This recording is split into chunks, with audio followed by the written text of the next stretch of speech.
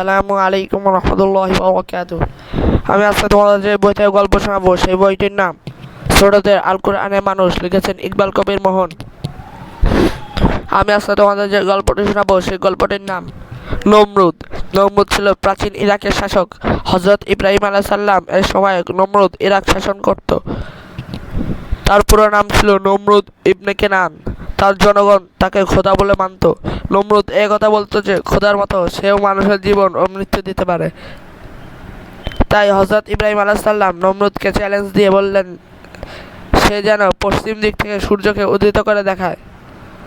নমরুদ এ কথার কোনো জবাব দিতে পারেনি। নমরুদের ক্ষমতার বিরুদ্ধে কথা বলার জন্যে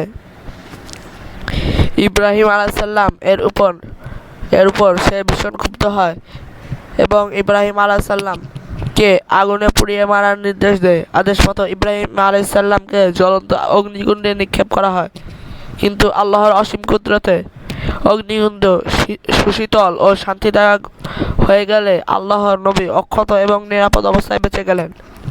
নমরুদের বাড়াবাড়ি যখন সীমা ছাড়িয়ে গেল, তখন আল্লাহর নির্দেশে ঝাঁকে ঝাঁকে মশা এসে নমরুদ ও তার লোক লস্করের উপর আক্রমণ করল। একটি মশা নমরুদের নাক দিয়ে ভেতরে ঢুকে দংশন করে নমরুদকে হত্যা করল। কোরআনের সূত্র সূরা আল বাকারা 258 নং আয়াত।